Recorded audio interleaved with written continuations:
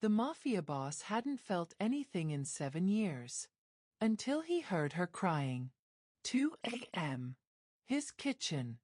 Loveth, the maid he'd never truly noticed, was sobbing over papers spread across his marble floor like shattered glass. Not bills. Not a death certificate. Something worse. A rejection letter from Columbia University. Her master's thesis, 2 years of genius, dying in her hands because the world decided brilliant wasn't enough when you're broke. She whispered to the empty room. I was so close. 3 words that cracked open something in Romeo Alberto he thought was already dead. By sunrise, her bags were packed. She was done dreaming. But he wasn't done with her. What happened next didn't just give her back her future. It cost him everything he'd built on blood and power. Because saving her meant destroying himself. And he'd never been more alive.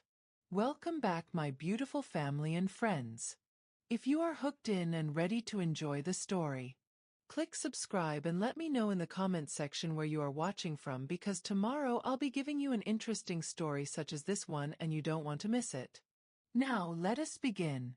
Romeo Alberto didn't believe in fate, God, or second chances, but he believed in insomnia. At 2 a.m., the Alberto estate was a cathedral of shadows and expensive silence.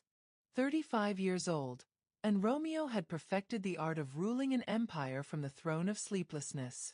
He stood in his private study, dark hair falling across his forehead, sharp jaw tight as he reviewed reports his underboss had delivered. Gun shipments. Territory disputes. A rival family making noise in Brooklyn. His white dress shirt was unbuttoned at the collar, sleeves rolled to his forearms, the only concession he made to the late hour. Even alone, Romeo Alberto looked dangerous. It was in the coiled readiness of his posture, the calculating ice of his gray eyes, the way his hands moved with lethal precision whether signing death warrants or pouring bourbon. 7 years at the top. 7 years of proving he wasn't too young, wasn't soft, wasn't his father's weak-minded son. He'd consolidated power through strategy and selective brutality, earning respect through fear and efficiency. No attachments. No distractions. No vulnerabilities. Women came and went, beautiful, forgettable transactions that left him emptier than before. His family pushed marriage prospects at him like chess pieces, but Romeo felt nothing. Not attraction, not interest, certainly not love. Love was a weakness men like him couldn't afford.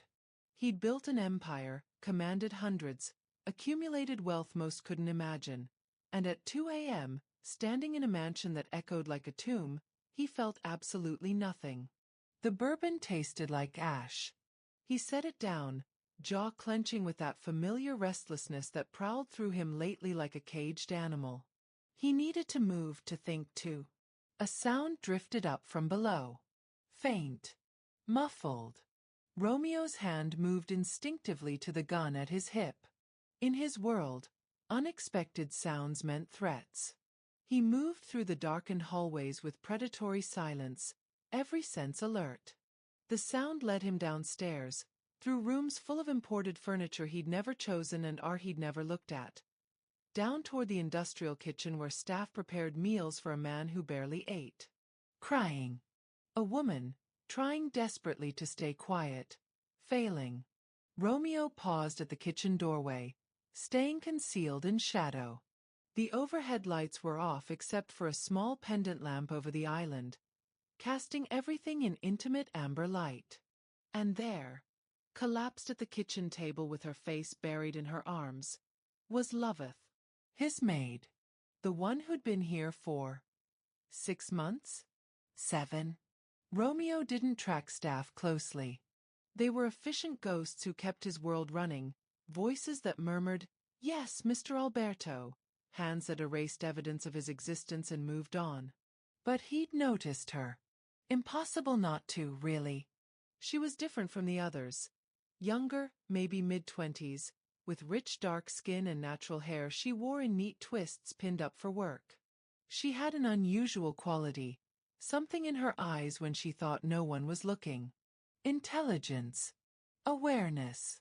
Like she was observing everything, cataloging, analyzing. It had unsettled him. Initially. Made him wonder what she saw, what she thought of the blood money paying her wages. Now she sat at his kitchen table, shoulders shaking with silent sobs, surrounded by papers spread before her. Even from this distance, Romeo could see official letterhead, dense paragraphs of text. Her black maid's uniform seemed to mock the academic papers surrounding her. A jarring collision of who she was forced to be and who she actually might be. She clutched something in her trembling hands. A letter, he realized. She read it again, a choked sound escaping her throat, then pressed her fist against her mouth to stifle it. 2 years, she whispered to the empty kitchen, voice breaking. 2 years of my life, just gone. All of it gone. She crumpled the letter, then immediately smoothed it out again with shaking hands, as if destroying it would make the words more real. Her tears fell onto the paper, smudging ink. I was so close, she breathed. So fucking close. The raw anguish in her voice hit Romeo like a physical blow. This wasn't grief over illness or loss. This was the specific devastation of a dream dying. He recognized it because he'd killed enough of them in other people to know the sound. She pulled another paper toward her, what looked like a thesis manuscript, edges worn from handling. She touched it like something sacred, something lost. All that work, she whispered. All those years. For what? To scrub toilets for a... She cut herself off, fresh sobs overtaking her. She buried her face in her arms again, her whole body curling inward like she could make herself disappear. Romeo Alberto, who'd ordered executions without flinching and negotiated treaties over corpses, found himself frozen in his own kitchen doorway, watching this woman cry over papers that clearly represented something more valuable to her than anything in his empire. Something in his chest, something he'd thought had gone numb years ago, twisted painfully. He should leave. Walk away. Her shattered dreams weren't his concern, weren't his responsibility. He employed her to clean his house, not to. But his dress shoe scraped against the tile before he could stop himself. The sound cracked through the quiet like a gunshot. Lovetha's head snapped up, her dark eyes going wide with absolute terror. For one frozen heartbeat, their gazes locked, hers red-rimmed and drowning, his unreadable and sharp. Then she exploded into motion. She scrambled to gather the papers, shoving them frantically into a folder, swiping at her face with her sleeve, standing so fast the chair scraped loudly against the floor. Mr. Alberto, I'm so sorry, I didn't mean, I know I shouldn't be here, I'll go right now, I'm sorry. Her voice was raw, panicked, and she clutched the folder to her chest like a shield, body angled toward the back exit like a trapped animal calculating escape routes. Stop. The command came out rougher than Romeo intended, sharpened by something he couldn't name. She froze instantly, trembling, and he realized with uncomfortable clarity what he looked like to her in this moment. The dangerous man who owned everything, including her ability to survive. The distance between them felt like a chasm and a hair's breadth all at once. Her fear was palpable, her intelligence obvious, her dignity barely held together by threads. And Romeo Alberto, who'd spent 7 years feeling absolutely nothing, suddenly felt everything. What? He asked quietly, nodding toward the papers clutched against her chest. Was that letter? Lovetha's breath came in short, sharp gasps. Every instinct screamed at her to run, to apologize, to disappear into the shadows where people like her belonged. But Mr. Alberto stood between her and the exit, all 6 feet of lethal grace and cold authority, and his question hung in the air like a blade. What was that letter? Nothing, she managed, voice barely steady. It's nothing, sir. I apologize for the disturbance. It won't happen again. She moved toward the door, but his hand lifted. Not threatening, just a simple gesture that somehow commanded the entire room. I asked you a question. His voice was different than she'd heard before. Still edged with steel, but there was something else underneath. Curiosity? No, that seemed impossible. Men like Romeo Alberto didn't care about the private devastations of their domestic staff. Loveth's fingers tightened on the folder. She could feel her thesis through the paper. 247 pages analyzing the intersection of post-colonial feminist theory and contemporary African diaspora literature. 2 years of research. 18 months of writing. Her entire soul translated into academic argument. All of it is worthless now.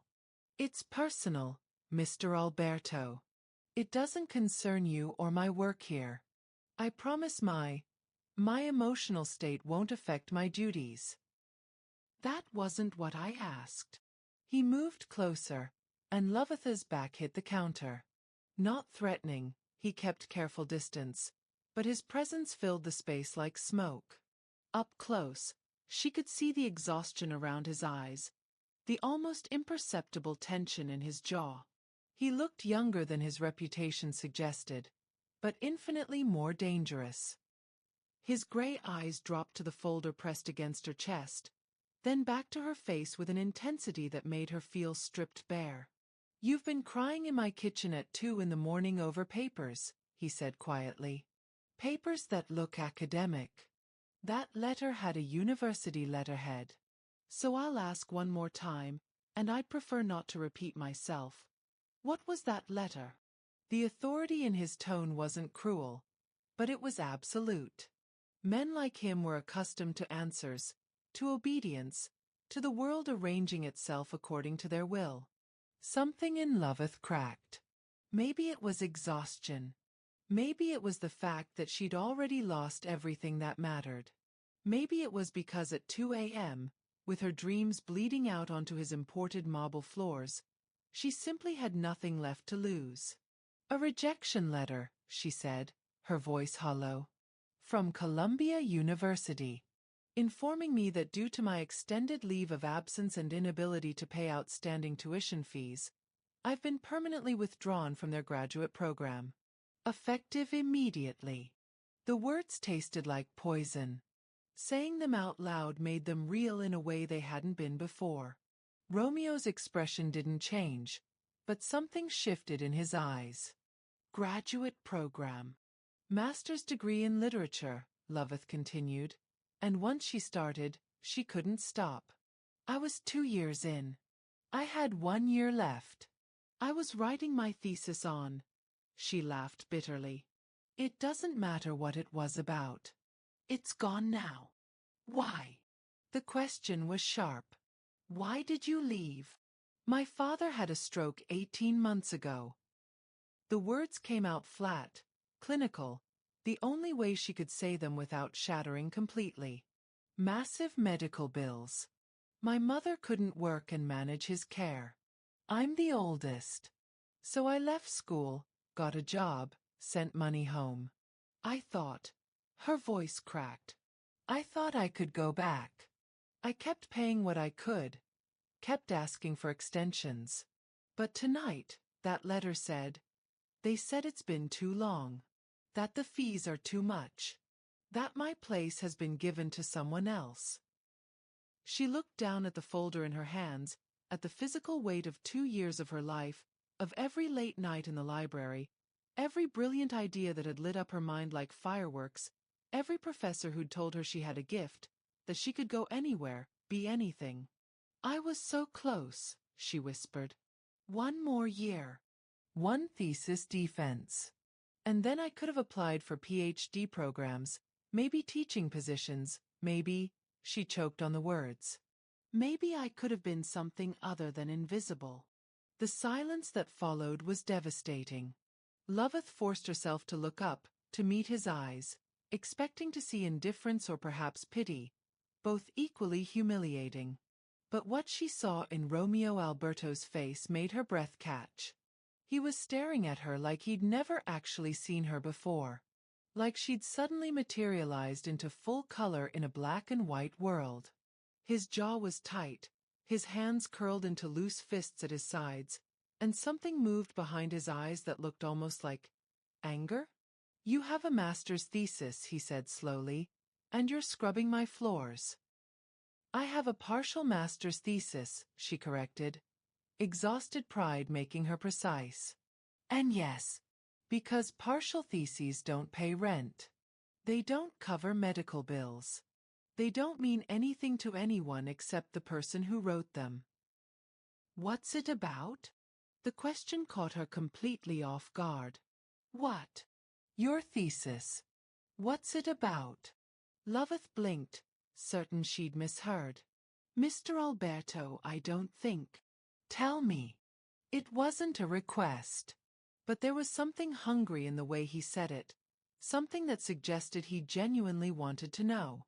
And despite everything, despite the power imbalance, despite the absurdity of this moment, despite the fact that she should be terrified, Loveth felt something in her chest unfurl.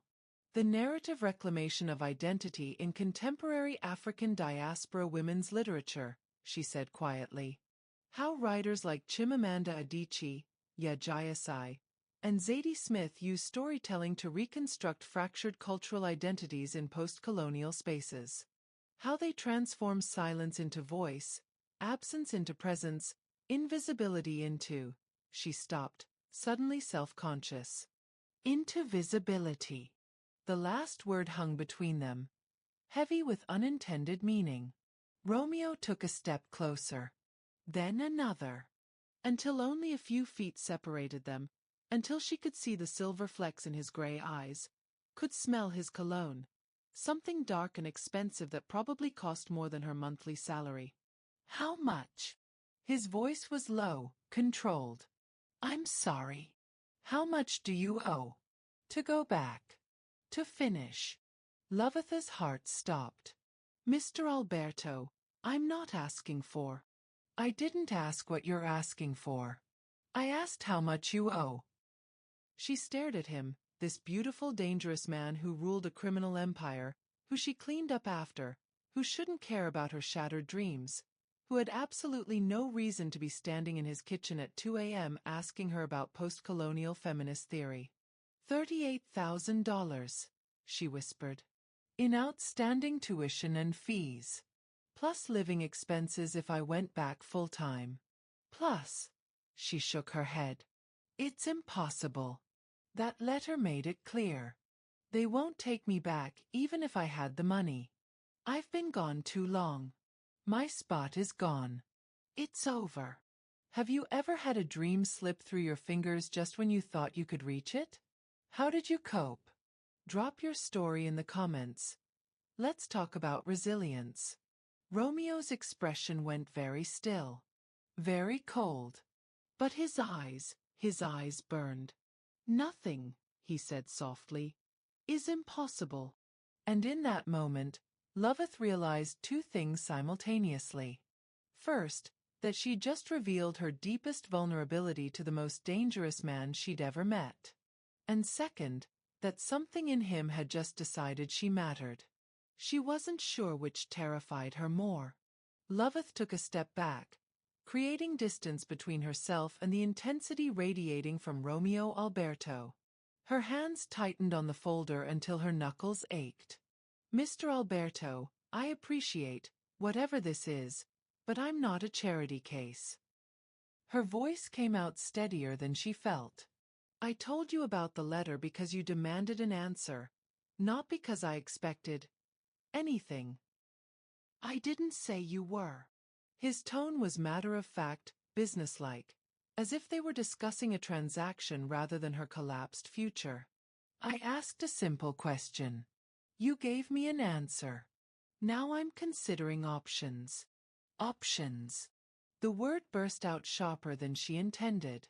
"Sir, with all due respect, there are no options. That letter was final. I've been permanently withdrawn. And even if they'd reconsider, I can't accept money from..." She stopped herself, but the damage was done. "From me," Romeo finished quietly. From a criminal. The air between them crystallized. Lovitha's throat tightened with the terrible realization that she just insulted the man who employed her, who could destroy her with a single phone call, who held every card in this midnight confrontation.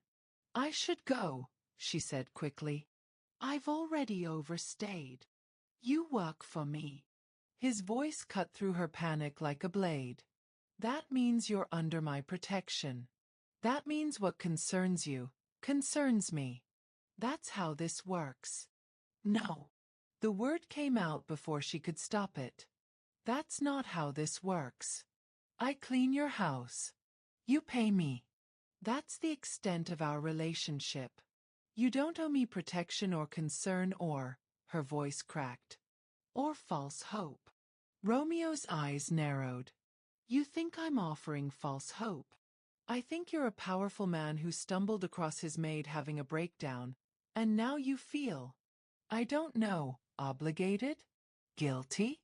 I think tomorrow morning, when I come back to work, you'll have forgotten this conversation entirely. And I'll still be exactly where I am now. Nowhere. She knew she should stop talking, should swallow her bitterness and pride, but 18 months of swallowed dreams were clawing their way out of her throat. I think men like you don't understand what it's like to want something so badly it burns, she continued, her voice dropping to something raw and dangerous. To be so close you can taste it, and then watch it disappear because you were born without the safety net that catches people like you when they fall. You want to help? You can't. Some things can't be fixed with money or power or... My mother was a maid. The words hit the space between them like a grenade. Lovitha's mouth went dry. Romeo hadn't moved, hadn't raised his voice, but something in his expression had shifted, a crack in the carefully maintained armor. She cleaned houses for families in Brooklyn, he continued, his voice low and controlled. Worked 16-hour days so my father could build his empire without worrying about where the next meal came from. She scrubbed toilets and polished silver, and made herself invisible so men in expensive suits would forget she existed while they discussed business she wasn't supposed to hear. He took a step forward. Lovitha's back was already against the counter. She had nowhere to go. She died when I was 19. Cancer. Took 6 months. We had money by then. My father was established, but she refused treatment. Said she'd been invisible her whole life. She'd die invisible too. Wouldn't let anyone make a fuss. His jaw tightened. So don't tell me I don't understand wanting something you can't have. I understand perfectly. The revelation hung between them, raw and intimate. Lovitha's carefully constructed defenses wavered. Mr. Alberto. Romeo. The correction was soft but firm. When it's 2 a.m. and you're crying in my kitchen over a future that was stolen from you, you can call me Romeo. Her heart hammered against her ribs. This was dangerous territory. Not physically dangerous, but something far more precarious. The shift from employer to... what? Ally? Conspirator? Something that had no name but felt like standing at the edge of a cliff. I can't accept your help, she said, though the words felt less certain now.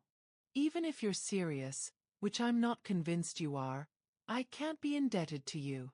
Do you understand what that would mean? What people would think. I don't care what people think. Well, I do. Her voice rose. I care that I've worked my entire life to be taken seriously, to be seen as intelligent and capable, not as someone who slept her way into opportunities or accepted handouts from. She stopped herself again, but his expression darkened. Say it, he commanded quietly. From criminals. From mob bosses. From men like me. Yes, she admitted, meeting his eyes with defiant honesty.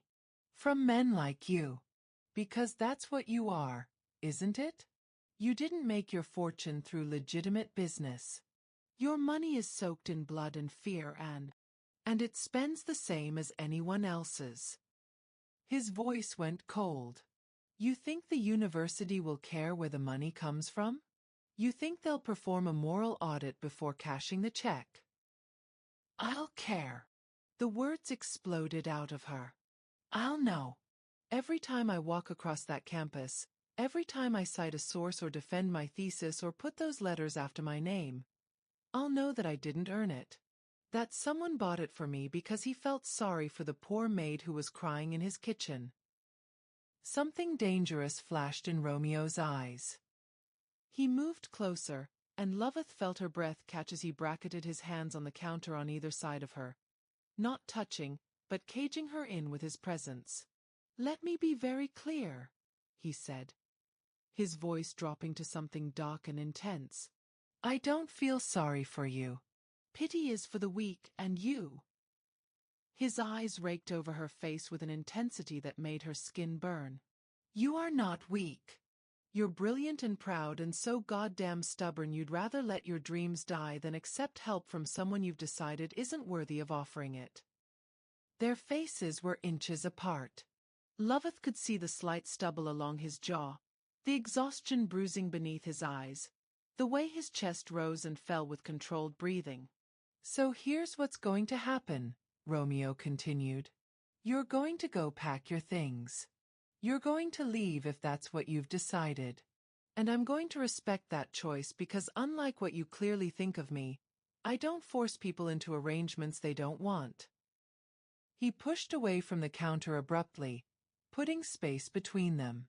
The sudden absence of his proximity left Loveth feeling unsteady. But understand this, he said, turning back with eyes that burned with something she couldn't name. That letter you're holding? That rejection? It's not final. Nothing is final until I say it is. And I've decided that you finishing your degree, on your terms, earning every goddamn word of that thesis, matters. Why? The question came out as a whisper. Why do you care? For a long moment, Romeo just looked at her. Then his expression shifted into something almost vulnerable, almost human.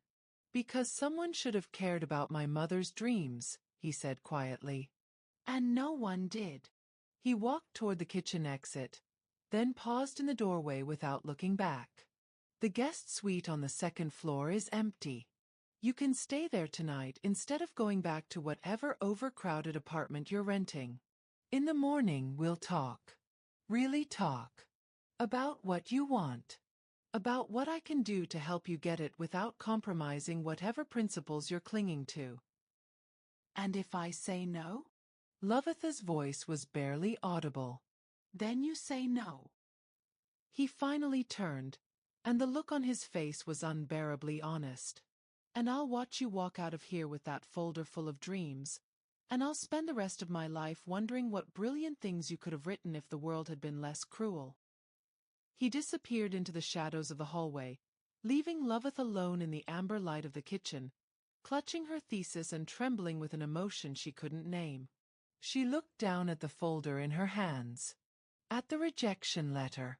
At 2 years of her life reduced to paper and ink and impossible possibilities.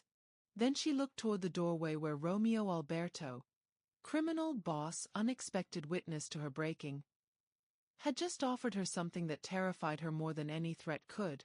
Hope. Loveth didn't go to the guest suite. She stood in that kitchen for 20 minutes after Romeo left, her mind spinning through every reason why she should grab her things and disappear into the pre-dawn darkness. Pride. Self-preservation. The fundamental understanding that accepting anything from a man like him would complicate her life in ways she couldn't predict or control. But her feet wouldn't move toward the exit. Instead, they carried her through the darkened mansion, up the curved staircase with its obscenely expensive runner, down the hallway lined with art she'd dusted 100 times without really seeing, until she stood outside the guest suite he'd mentioned. The door was already open. A lamp glowed softly inside. He'd turned it on for her. That small gesture, that assumption that she might actually stay, did something dangerous to her carefully constructed walls. Loveth stepped inside and closed the door behind her. The room was larger than her entire apartment. Floor-to-ceiling windows overlooked the estate grounds, furniture that probably cost more than her student loans, a bathroom with marble counters and a shower that could fit 4 people. It was beautiful and impersonal and exactly what she'd expect from a man who owned everything but seemed to live in none of it. She set her folder on the desk, couldn't bring herself to let it out of her sight, and sank onto the bed. The mattress was absurdly comfortable. She hadn't slept on anything this nice since before her father's stroke, when her campus housing had felt like luxury compared to what came after. She should sleep. Dawn would come soon, and with it, clarity. Distance. The ability to walk away from whatever dangerous current had started flowing between her and Romeo Alberto in that kitchen. But sleep felt impossible. She pulled out her thesis manuscript instead, fingers tracing the title page. Narrative Reclamation. Voice, Identity, and Power in Contemporary African Diaspora Women's Literature. 247 pages of argument and analysis and passion. Her entire soul translated into academic prose. Useless now. Beautiful and useless. A soft knock on the door made her jump. "It's open," she called, her voice sounding strange in the quiet. Romeo entered carrying a tray, coffee, she realized, and something that smelled like warm bread. He'd removed his suit jacket, rolled his sleeves higher, and somehow looked both more dangerous and more human in the lamplight. "You should eat," he said, setting the tray on the desk beside her folder. "And sleep. But I'm guessing you'll do neither until we finish this conversation. I thought we were supposed to talk in the morning." "It's 3 a.m. Close enough." He pulled the desk chair around to face her, maintaining careful distance but present. "Unavoidable. Besides, I don't sleep much either." Loveth studied him, this young, powerful man who commanded an empire built on violence, who just offered to upend her life with unexpected kindness, who looked at her like she was a puzzle he actually wanted to solve. "Why are you really doing this?" she asked quietly. "I told you." "No. Not the story about your mother, though I'm sorry for your loss. I mean really. Why does it matter to you if I finish my degree? You have 100 people working for you. I'm sure half of them have dreams they've given up on. Why me? Why tonight?" Romeo was quiet for a long moment, his gray eyes studying her with unsettling intensity. When he finally spoke, his voice was low and honest in a way that made her chest tighten. "Because I saw something in your face when you were reading that letter," he said. "Something I recognized. The exact moment when you realized that everything you'd sacrificed, every compromise you'd made, every piece of yourself you'd buried to survive, it wasn't enough. That the world takes and takes, and sometimes it doesn't matter how hard you fight or how brilliant you are. Sometimes you just lose." He leaned forward slightly, elbows on his knees, and the vulnerability in his posture felt more intimate than any touch. "I see that look in the mirror sometimes," he continued. "Usually around 3 a.m. when I can't sleep and I'm wondering what the hell I'm building this empire for. Who it's supposed to matter to. What happens when you get everything you thought you wanted and realize you feel absolutely nothing." The honesty in his words struck something deep in Loveth's chest. This wasn't the mob boss, the employer, the untouchable king of a criminal empire. This was just a man. Lonely and searching and unexpectedly, devastatingly real. "So when I saw you crying over those papers," Romeo said softly, "over a dream that actually means something, that could change the world in ways my money never will, I thought maybe this is it. Maybe this is something that actually matters." "I still don't understand," Loveth whispered. "What's in it for you?" His smile was slight, sad. "Maybe nothing. Maybe the satisfaction of knowing that for once, my resources did something more meaningful than fund violence or buy loyalty." He paused. "Or maybe I just want to see what happens when someone brilliant actually gets the chance they deserve." The air between them felt charged, dangerous. Loveth's fingers tightened on her manuscript. I can't be your redemption project, she said, though her voice lacked conviction. I'm not asking you to be. I'm asking you to let me help you be exactly what you already are. Exceptional. Just with fewer obstacles. And when people find out, when they realize that Romeo Alberto's Maid suddenly returned to Columbia with a full scholarship or whatever story you're planning to manufacture, then they'll think exactly what they want to think. But you'll still have your degree. You'll still have your thesis defense. You'll still have your name on publications and your research changing minds. Does it really matter what some people speculate if you know the truth? Loveth wanted to say yes. Wanted to cling to her pride and her principles and walk away from this impossible offer. But exhaustion and hope and 18 months of deferred dreams were wearing down her defenses. I need conditions, she heard herself say. Romeo's expression shifted. Interest, respect. Name them. First, this isn't charity. If you're going to help with the money, I pay you back. Every cent. I don't care if it takes 10 years. Agreed. Second, I don't want special treatment at Columbia. No calls from powerful benefactors, no pressure on professors, no bought grades. If I return, I earn my way through on my own merit. Of course. Third, she hesitated, then forced herself to meet his eyes. Whatever this is between us right now, this conversation, this connection, it doesn't obligate me to anything beyond finishing my education. I won't. Stop. His voice was firm but gentle. Loveth, I'm not trying to buy you. I'm not expecting anything except watching you do something extraordinary with your mind. If you think I have ulterior motives beyond that, then you don't understand what I'm offering. Then make me understand, she challenged. Because in my experience, powerful men don't offer something for nothing. There's always a cost. Always. Romeo stood slowly, moving to the window. The sky outside was beginning to lighten, that fragile purple hour before dawn. When he turned back, his expression was raw. The cost, he said quietly, is that I'll have to watch you succeed and leave this place. I'll have to know that someone brilliant and real existed in my world for a brief moment, and then moved on to spaces I can never follow.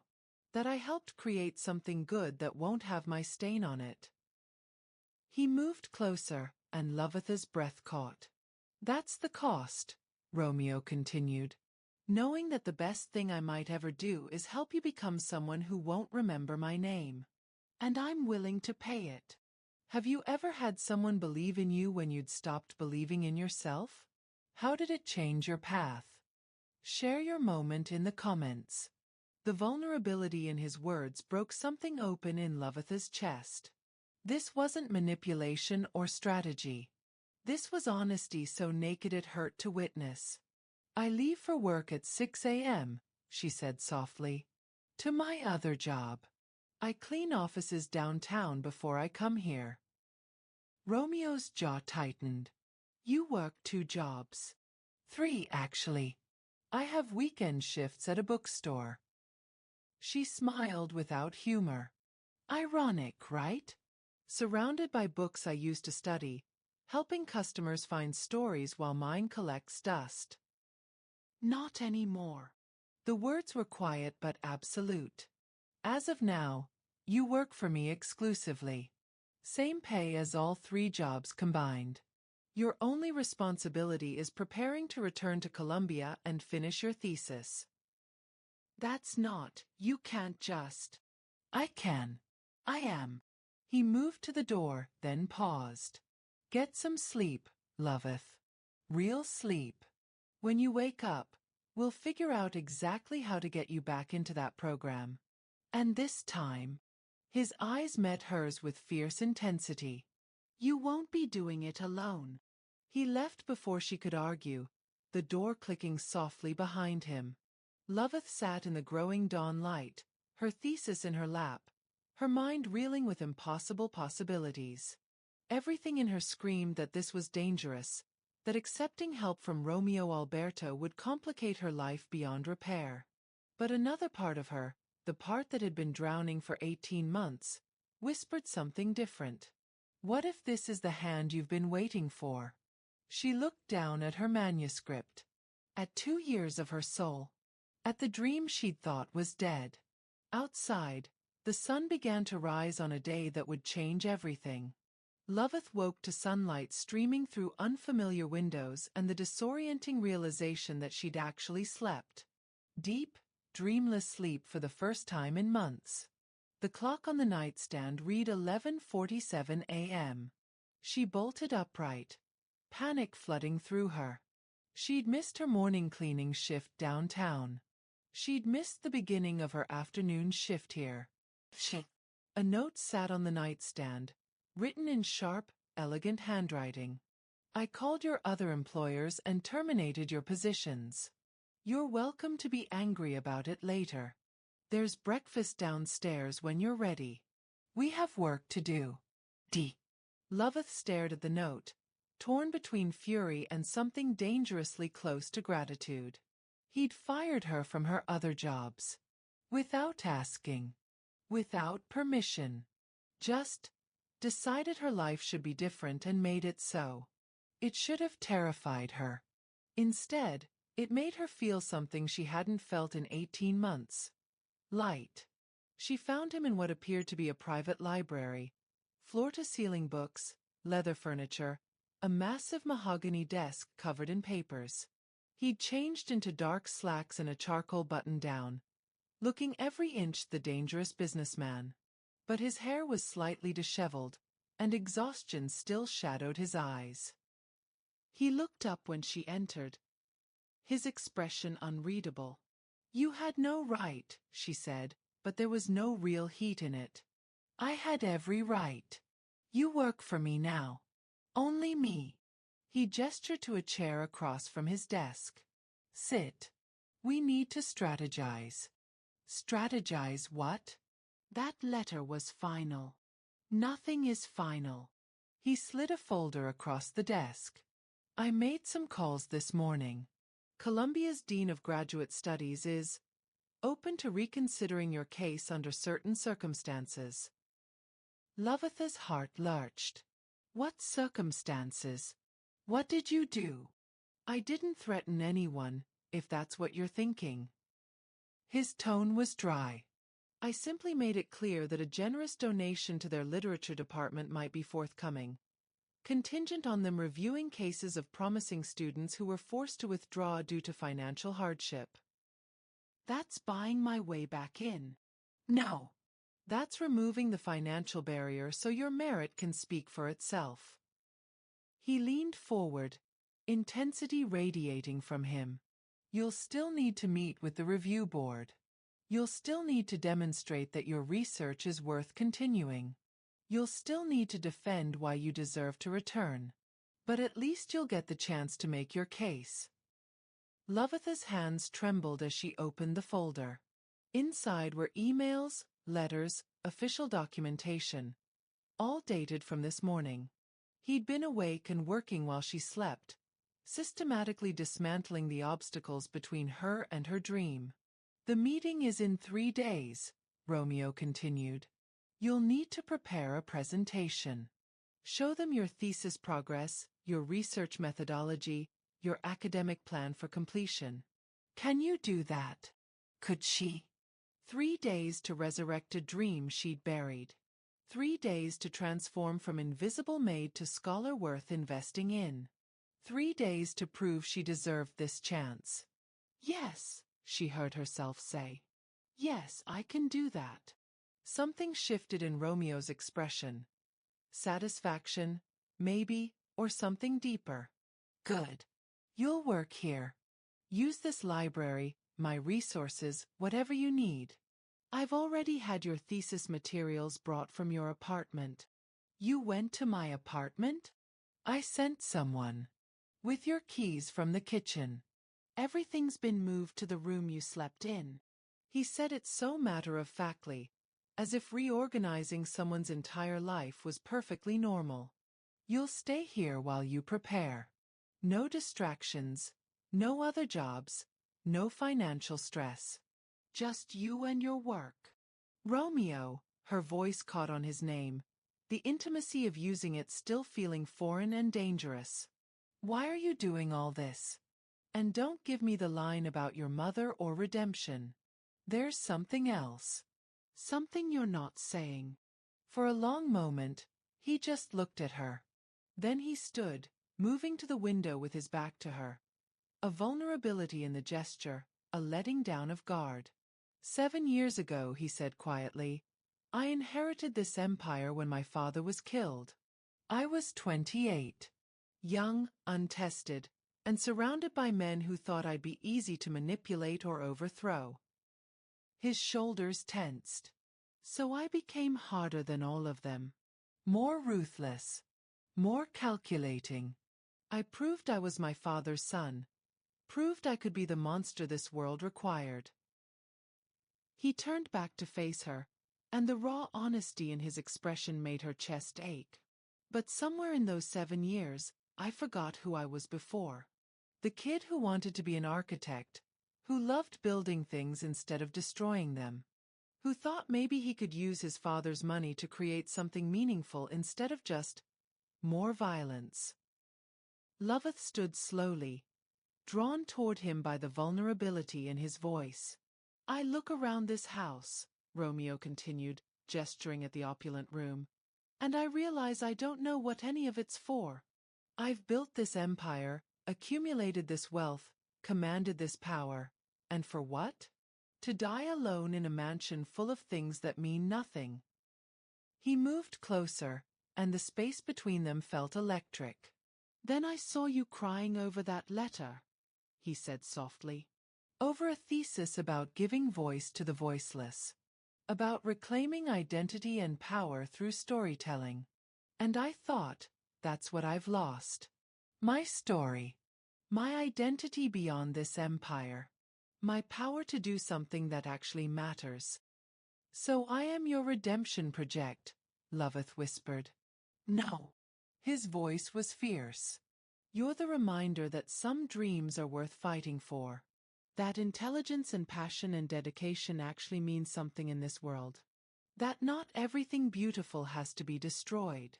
He reached out slowly, giving her time to pull away, and brushed his fingers against her hand where it clutched the folder. You want to know the real reason I'm doing this? Romeo's gray eyes locked on hers with devastating intensity. Because for the first time in 7 years, I met someone who made me want to be better than what I've become. Someone who reminded me that power can be used to elevate instead of control. And maybe... His voice dropped to something raw and honest. Maybe helping you reclaim your dreams will teach me how to find mine again.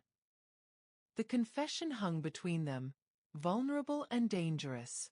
Lovetha's heart hammered against her ribs as she processed what he was really saying. This wasn't about charity or guilt or redemption. This was about two people, both lost in different ways, finding something in each other that made them want to fight their way back to themselves. I don't know how to do this, she admitted quietly. How to accept help. How to trust someone whose world is built on things I've spent my life condemning. How to... She stopped, swallowing hard. How to let myself hope again. Romeo's hand tightened fractionally on hers. Then we'll figure it out together. You teach me how to build something meaningful with this blood money. I'll teach you how to take what you're owed from a world that tried to steal it. That's not exactly an equal exchange. His smile was slight, sad. Isn't it? You get your education back. I get to remember what it feels like to be human. Before Loveth could respond, Romeo stepped back, professional distance sliding back into place like armor. But something had shifted between them. Some fundamental understanding that this was more than employer and employee, more than benefactor and recipient. This was two people standing at the edge of something that could save them or destroy them entirely. 3 days, Romeo said. His voice controlled again. Prepare the presentation of your life. Show them why your research matters. And loveth. He met her eyes with quiet intensity. Show them exactly who you are when nobody's holding you back. Because that person? She's extraordinary. He left the library, leaving Loveth alone with her thesis, her impossible opportunity, and the terrifying realization that somewhere in the past 8 hours, Romeo Alberto had stopped being the dangerous man she worked for. He'd become the dangerous man she was starting to trust. And that was more frightening than anything else. She worked for 3 days straight. Romeo had been right. The library was perfect. She spread her research across the massive desk, filled the room with notes and books and highlighted passages. She reconstructed arguments she'd thought were lost, refined her thesis statement, built a presentation that would prove her work was worth continuing. And through it all, Romeo was there. Not hovering, he gave her space to work, but present. He brought her coffee at odd hours, reminded her to eat, listened when she needed to talk through complex theoretical frameworks even though half of it was probably incomprehensible to him. On the second night, around midnight, she found him reading one of her draft chapters. "You don't have to do that," she said softly. He looked up, and something in his expression made her breath catch. "I want to. Your mind." He gestured at the pages. "The way you connect ideas, the way you argue, the passion underneath the academic language. It's brilliant, Loveth. Truly brilliant. You understand post-colonial feminist theory?" "Not even a little," he admitted with a slight smile. "But I understand passion. I understand what it looks like when someone has found their purpose. And reading your work." He set the pages down carefully. "It reminds me that not all power comes from fear. Some of it comes from changing how people think." That night, they talked until dawn, about his mother who never got her dreams, about her father who'd worked himself to exhaustion, about the different kinds of prisons people build and the different ways they try to escape them. And somewhere in those conversations, Loveth realized she wasn't just starting to trust Romeo Alberto. She was starting to fall for him. The thought should have terrified her. Instead, it felt inevitable. Like gravity, like fate. Like something that had been building since the moment he'd found her crying in his kitchen and decided she mattered. On the third morning, as she prepared to face the Columbia Review Board, Romeo appeared at her door with a gift box. "What's this?" "Professional attire. For your presentation." He said it casually, but there was care in the gesture. "I guessed your size. If it doesn't fit, we'll find something else." Inside was a perfectly tailored suit. Elegant, professional, exactly right. Not flashy or expensive looking. Just perfect. "Romeo, you're going to walk into that room and remind them exactly who you are," he said quietly. "Not a maid. Not someone they can dismiss. A scholar who's going to change the way people think about identity and voice and power." He stepped closer, and the intensity in his gray eyes made her heart race. "Show them," he said softly, "what I saw that first night. The woman who'd rather fight than surrender. Who'd rather stand in her truth than accept comfort through lies." "I'm scared," she admitted. "Good. It means it matters." His hand lifted, hesitated, then gently touched her cheek. "You're going to be extraordinary, Loveth. I know it." And standing there in the morning light, with this dangerous, unexpected man looking at her like she was something precious, Loveth almost believed him. The Columbia Review Board meeting lasted 2 hours. Loveth presented her research with a clarity and passion she hadn't known she still possessed. She defended her methodology, outlined her completion timeline, explained how her 18-month absence had actually deepened her understanding of the material. How living invisibility had given her insight into the very voicelessness her thesis explored. 3 days later, the letter arrived.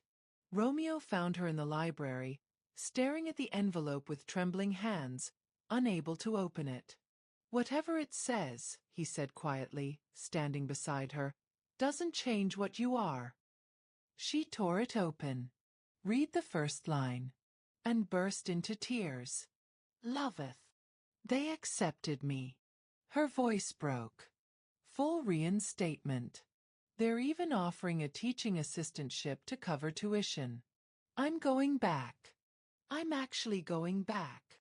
The joy on her face was incandescent.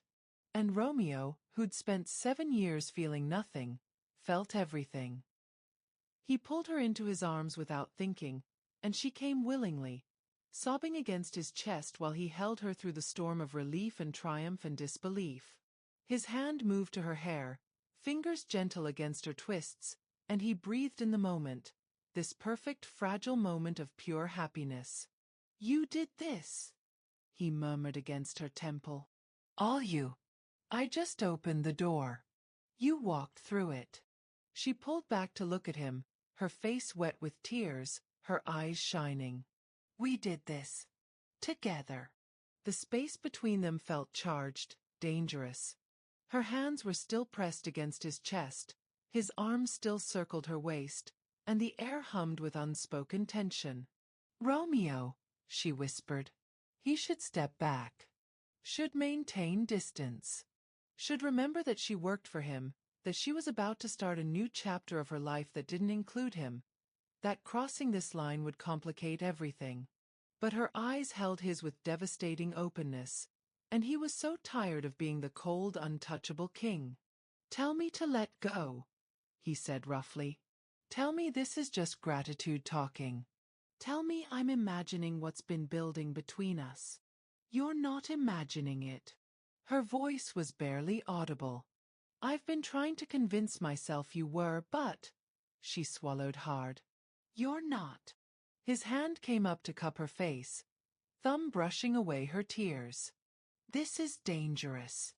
I know. Your life is about to open up. You'll have your degree, your future, opportunities one can't follow you into. Getting involved with me now would be the most reckless thing I've ever done," she finished. "I know that too." Her hand covered his where it rested against her cheek. "But for someone who spent 18 months playing it safe and losing anyway, reckless is starting to sound like exactly what I need." The confession broke his restraint. Romeo kissed her like she was oxygen and he'd been drowning. Desperate, reverent, pouring 7 years of numbness into the single point of contact between them. Loveth responded with equal intensity, her fingers threading through his hair, her body pressing against his like she could erase the distance that had separated them from the beginning. When they finally broke apart, both breathing hard, Romeo pressed his forehead to hers. "I don't know how to do this," he admitted. "Haven't been with anyone who mattered in years. Maybe ever. Then we'll figure it out." She smiled against his lips. "Together. Like everything else." The next 2 weeks were the happiest of Loveth's life. She prepared to return to Columbia while living at the estate, and somewhere in the process of rebuilding her academic life, she and Romeo built something else entirely. Something fragile and real and terrifyingly important.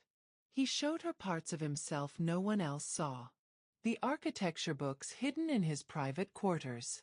The sketches of buildings he dreamed of creating before his father's death forced him into a different legacy. The quiet loneliness that came with commanding fear but never genuine connection. She showed him her world too. Read passages from her thesis, explained the theoretical frameworks that excited her, shared her dreams of one day teaching and mentoring students who came from backgrounds like hers, proving that brilliance wasn't limited to those born with advantages. They talked until dawn most nights. Made love like they were trying to memorize each other.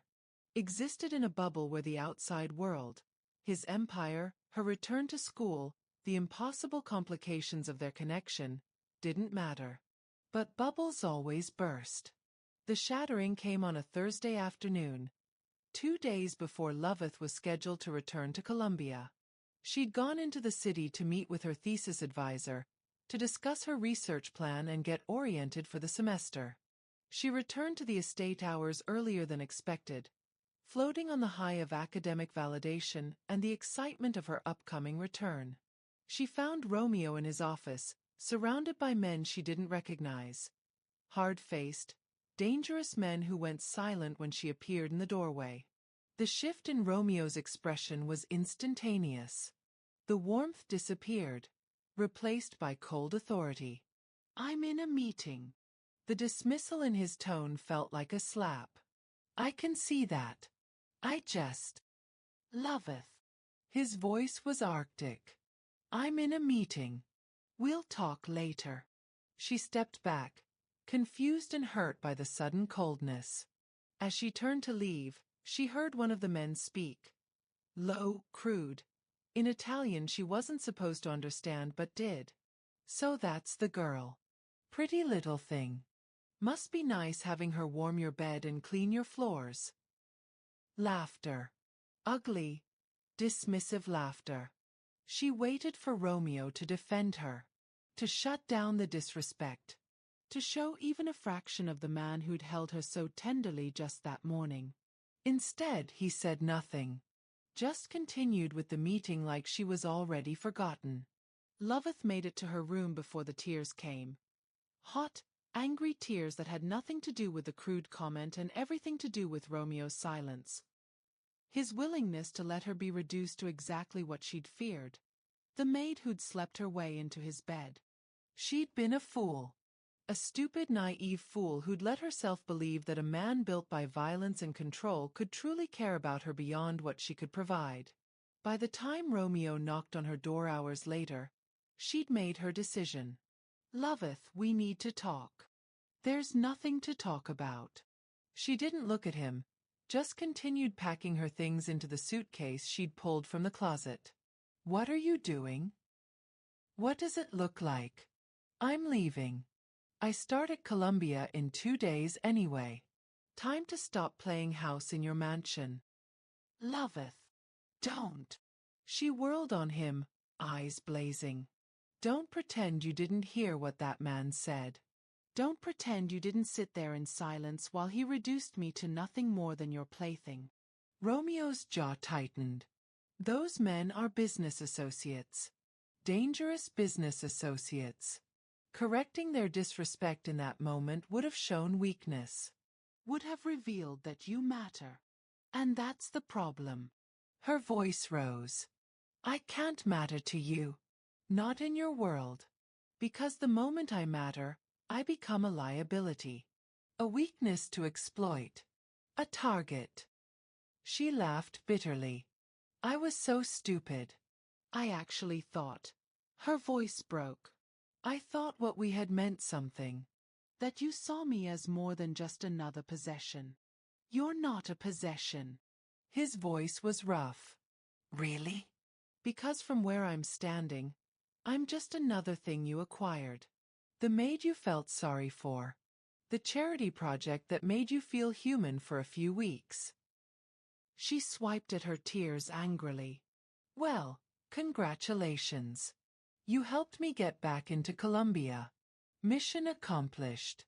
Now I can go back to being invisible, and you can go back to your empire built on blood and silence." "That's not fair." "Fair." She laughed harshly. "You want to talk about fair? It's not fair that I fell in love with a man who can never actually love me back because love requires vulnerability, and vulnerability gets people killed in your world. It's not fair that every moment we've shared has been borrowed time because we both knew this couldn't last. It's not fair that I have to choose between my dignity and my heart, but here we are." The confession that she loved him hung between them like a grenade. Have you ever loved someone you knew you couldn't keep? How did you find the courage to let go? Tell us your story in the comments. Romeo's expression cracked. "Loveth.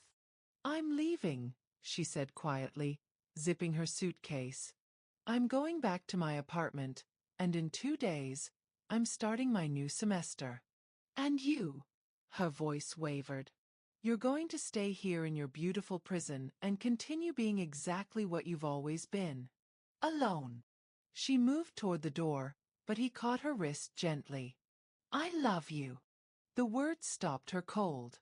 I love you, Romeo repeated, his voice raw. I've loved you since you stood in my kitchen and defended your dreams with more courage than I've shown in 7 years. I love your brilliant mind and your fierce pride and the way you refuse to let anyone, including me, make you small. He turned her to face him, and the vulnerability in his eyes was devastating. You're right. My silence today was cowardice. I should have defended you. Should have shown those men that you're not someone they can disrespect, regardless of the consequences. His hands framed her face. But I was terrified. Because the moment they know you matter, you become a target. And I've already lost everyone I've ever loved. I can't. His voice broke. I can't lose you too. Loveth felt her resolve wavering.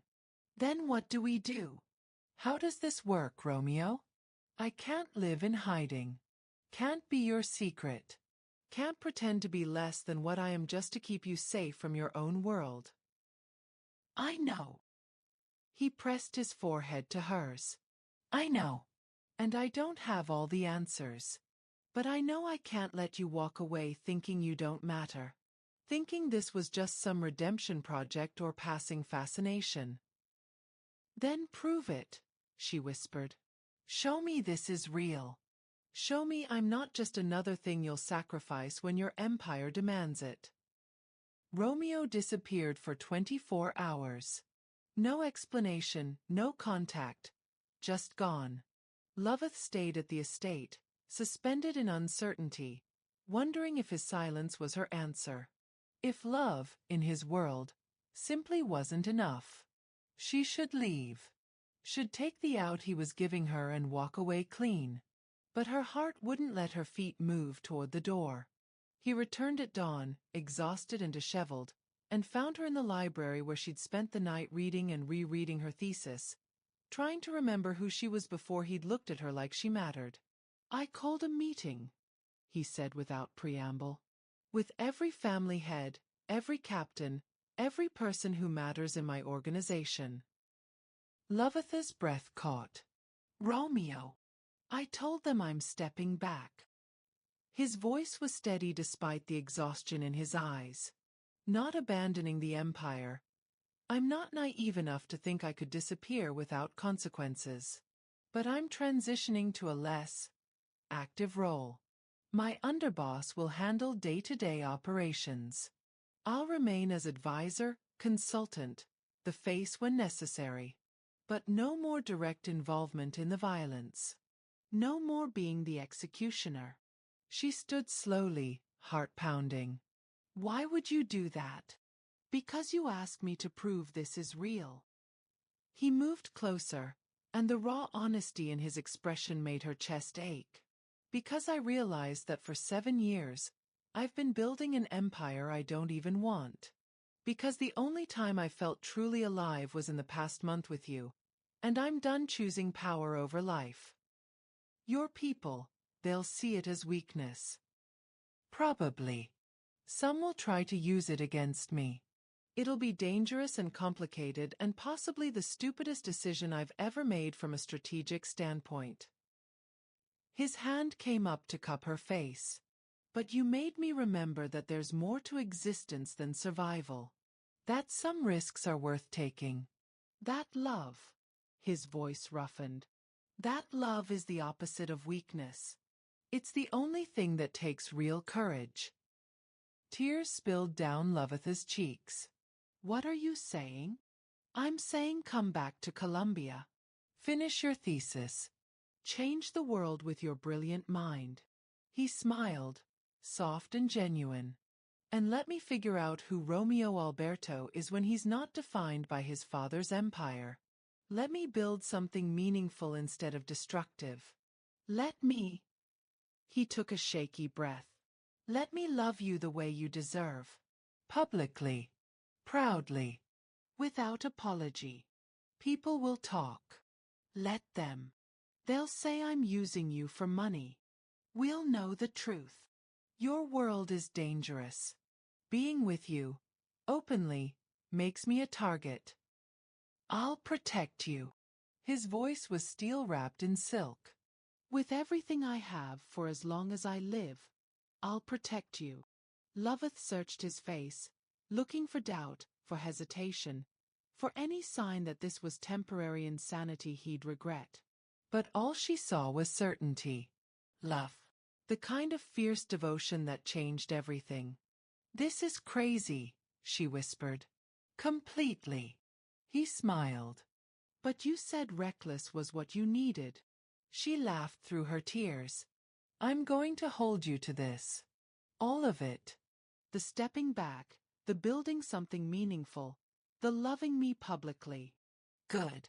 Hold me accountable. Remind me who I want to be when I forget. He pulled her close and she melted into him. Teach me how to use power to elevate instead of control. Show me what it means to fight for something instead of just against everything. That's a big ask.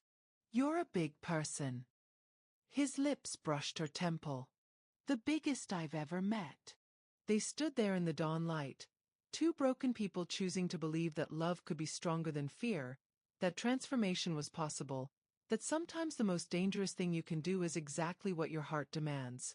The thesis defense was held in a sun-filled conference room at Columbia, before a panel of professors who'd spent 2 hours grilling Loveth on every aspect of her research. She'd been brilliant. Confidence. Unapologetic in her arguments about voice and power and the revolutionary act of claiming space in narratives that tried to erase you. When they dismissed her to deliberate, she found Romeo waiting in the hallway, dressed in a simple suit, no bodyguards, no ostentatious display of wealth. Just a man waiting for the woman he loved. How'd it go? He asked. I think, she laughed, giddy with adrenaline. I think I actually did it. He pulled her into his arms, and she went eagerly, no longer caring who saw or what they thought. They'd spent 6 months building this, a relationship that existed in daylight, that survived campus gossip and raised eyebrows and the occasional threat from Romeo's world that he handled with quiet efficiency. He'd kept his promises. Stepped back from active leadership. Started consulting with non-profit organizations about redirecting resources toward community development. Even begun preliminary sketches for an architecture project, a community center in the neighborhood where his mother had worked herself to death. Loveth had kept her promises too. Finished her thesis. Maintained her academic integrity. Proved that her merit was hers alone, earned through brilliance and dedication, not purchased with blood money. They'd built something neither of them had thought possible. A love that elevated instead of diminished. A partnership where power meant lifting each other toward better versions of themselves. The conference room door opened. Her advisor emerged, smiling. Congratulations, Dr. Richardson. Dr. Richardson. The title hit her like lightning. She'd done it. Actually done it. Her name would go on publications, on research that mattered, on work that gave voice to the voiceless. Romeo's arms tightened around her as she burst into tears. Happy tears, triumphant tears, tears that tasted like victory and vindication and the sweet satisfaction of dreams reclaimed. I'm so proud of you, he murmured into her hair. So incredibly proud. She pulled back to look at him, this man who'd found her crying in his kitchen and decided she was worth fighting for, who'd helped her remember that accepting help wasn't weakness but revolution, who'd learned alongside her that true power came from building up instead of tearing down. Thank you, she said softly. For seeing me when I'd forgotten how to see myself. For believing in me when I'd stopped believing. Thank you, he countered, for reminding me that life is more than survival. That love is worth the risk. That sometimes the bravest thing you can do is choose vulnerability over armor. This story is about second chances and unexpected love. What's a moment when someone believed in you and changed your life? Share it below. Your story might inspire someone who needs to hear it today. They walked out of Columbia together, the former maid with a doctorate in her hands, the former mob boss with redemption in his heart, into a future neither had planned but both had chosen. Her thesis would go on to win awards, to be published, to change conversations about identity and voice in academic circles and beyond. His community center would break ground the following year, becoming a model for how wealth accumulated through darkness could be transformed into genuine light. But more than their individual achievements, they'd built something even more radical. A love story that proved that who you are isn't determined by where you came from or what you've done, but by who you choose to become. And they'd chosen each other. Chosen transformation. Chosen to believe that even the most impossible love could survive if both people were willing to fight for it. 6 months after a mafia boss found his maid crying in his kitchen, they stood together in the afternoon sun. No longer boss and employee, no longer powerful and powerless, but simply two people who'd saved each other by daring to love without limits. And that was the most dangerous, beautiful, revolutionary thing either of them had ever done. Thank you for watching this story to the end. If you enjoyed this story, you will surely love the next one. It's as crazier and more intriguing as you can ever imagine. So do check it out.